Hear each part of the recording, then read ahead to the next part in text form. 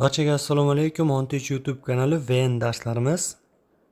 Obunachilarimizdan biri kommentariyaga VNda qanaqa qilib template, ya'ni shablon yasashni o'rgatayin deb yozgan ekanlar.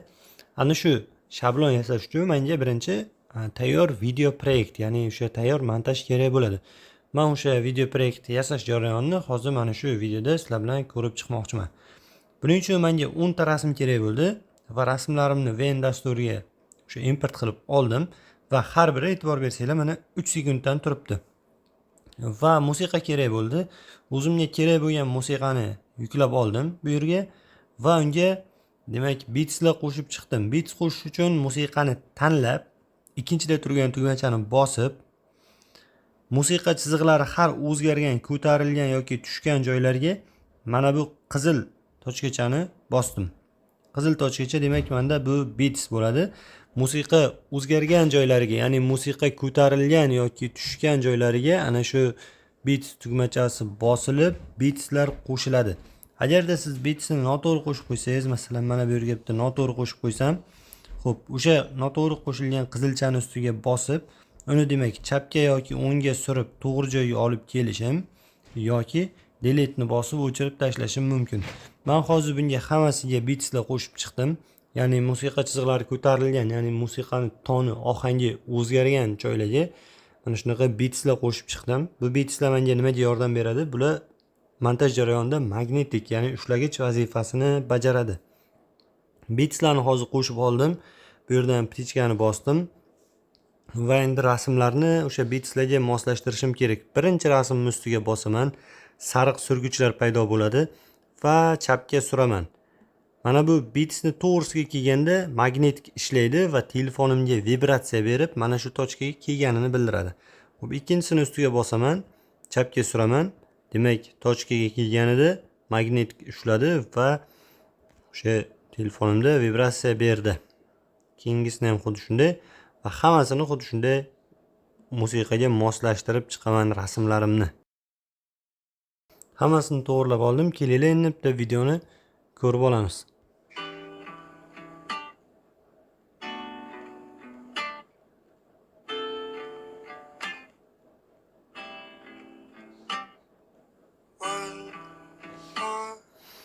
Demak, moslashtirish jarayoni tugadi. Endi bitta narsani to'g'rilab qo'yishim kerak. Eng yuqorida o'rtada original yozib o'tiribdi. Ana shuni bosaman va bu yerdan ikkinchida turgan 916 formatini tanlab qo'yaman. Bu original, mana bu birinchi rasm qanaqa o'lchamda bo'lsa, qolgan hamma rasmlarni ana shunga moslashtirib taxlab bergan edi. Demak, rasmlarim 9 ga 16 qilib hammasini taxlab oldim. Endi bunga birorta bir effektlar qo'shishim kerak. Masalan, birinchisiga qanaqa effekt qo'shsam bo'ladi? Text tugmasini bosaman, add text, mask tugmasini bosaman va buni o'rtaga olib kelib, ustiga bosganimda edit chiqadi. Editni ustiga bosib, xo'p, fontga o'taman va birorta qalinroq font olamanda, xo'p, birorta matn kiritaman. Masalan,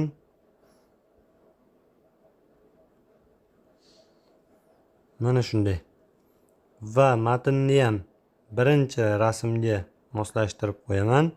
Matnni mana bu yeriga bitta keyframe qo'shaman va oxiriga bitta keyframe qo'shib matnni yaqinlashtiraman. Mana shunday. Qani ko'ramiz. Yaxshi, endi ikkita keyframe orasiga hitplay chizig'ini tanlab moslashtirib curve'ni bosaman va bu yerdan xo'p, qaysini tanlaymiz? Bizga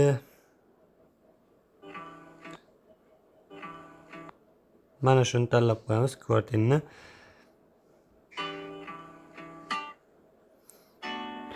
Bo'ldi. Bu effekt ham videoga yaxshi tushdi. Endi e'tibor bersanglar, videoda bitta pauza bor musiqasida va bitta musiqa bor. Ana shu musiqada turgan rasmlarga qanaqadir effekt qo'shib chiqmoqchiman. Xo'p, buning uchun rasmni boshiga to'g'rilab keyframe qo'shaman va surilib ketibdi. Oxiriga to'g'rilab bitta keyframe qo'shamanda biroz yaqinlashtirib qo'ysam. Qanaqa effekt chiqadi? Mana bunisiga ham xuddi shunday.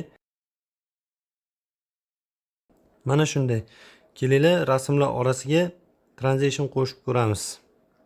Qanaqa ko'rinar ekan. Transition'ni vaqtini juda ham kichkina qilishimiz kerak. Buni ko'ryapsizlar, hammasi bir xil transition bo'lsa biroz zerikarli bo'lar ekan. Venda unchalik transitionlar boy emas to'g'risi.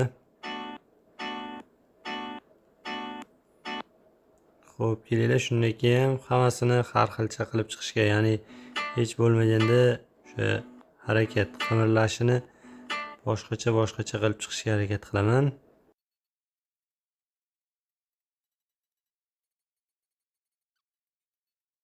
Sizlar xohlasanglar transition qo'shinglar, xohlasanglar qo'shmanglar. Men prosta sizlarga ko'rsatib bermoqchi edim. Ham bu yerda transition qo'shishlarni ham takrorlab oldik. Video rasmlarni import qildik, musiqaga moslashtirdik, boshiga mana bunaqa text effekt qo'shdik. Har bir rasmlar o'tishida transitionlar qo'shdik. Bizning videomiz tayyor bo'ldi. Endi buni export tugmachasini bosib, bu yerdan avtoga qo'ysam, menga 4K 30 fps ga taklif qilyapti. Manualga o'tib, demak 4K 60 fps da o'sha videoni telefonimga saqlab qo'yaman. Bu o'zimga.